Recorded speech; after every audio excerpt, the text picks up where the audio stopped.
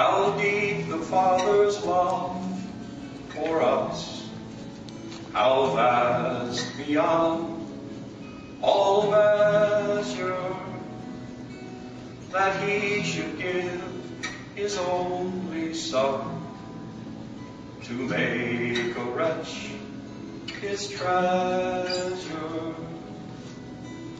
How great the pain of searing claws, the Father turns His face away, as wounds which mar the chosen one bring many sons glory. Behold the man upon the cross, my sin upon His shoulders. Ashamed I hear my mocking voice cry out among the scoffers.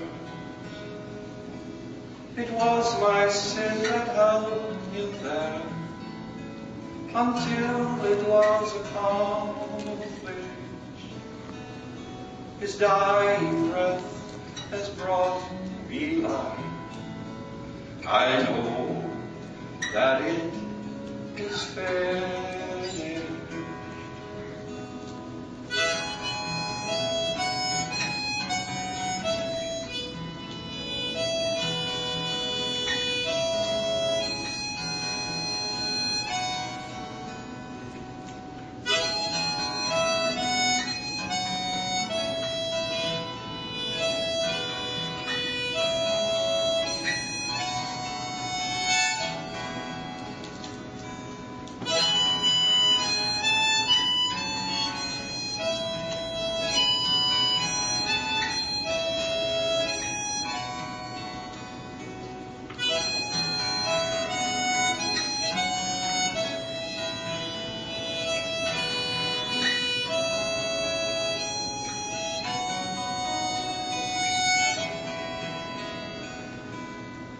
I will not boast in anything, no gifts, no power, no wisdom, but I will boast in Jesus Christ, His death and resurrection. Why should I gain from His reward? I cannot give an answer,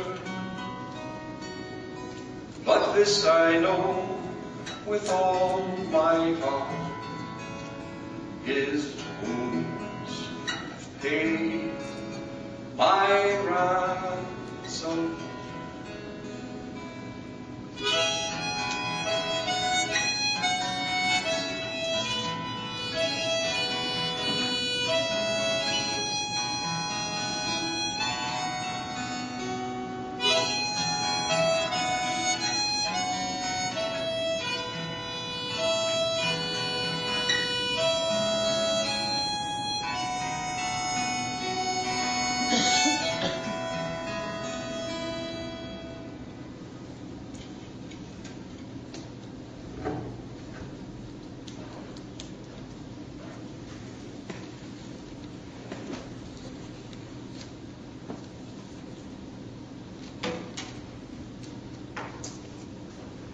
I just learned that one. Thought I'd share it with you.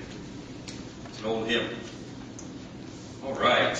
Well, being a cost-conscious Christian.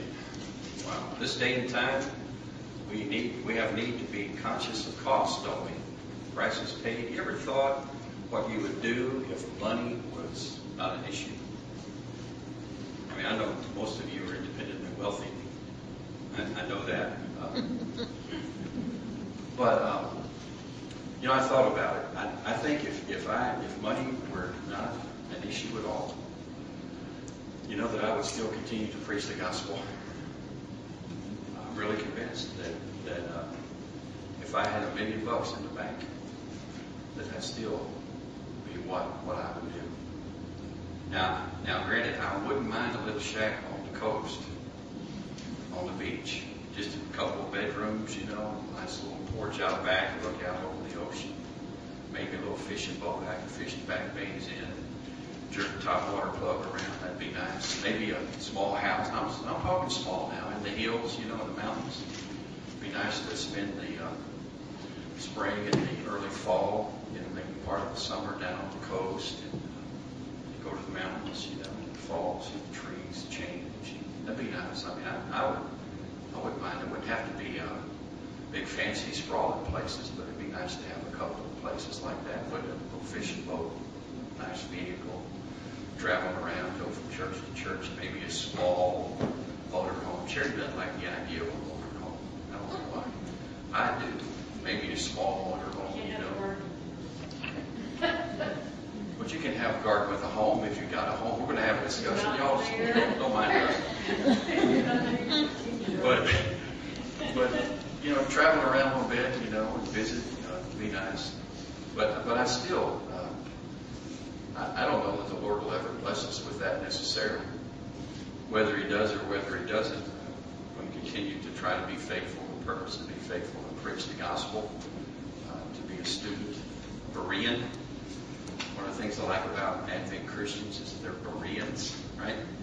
Not only did they listen, it says, the folks at Thessalonica, did they listen to what the apostles taught, but they went home and they searched the scriptures daily to see if what they were being taught was in there or not, right?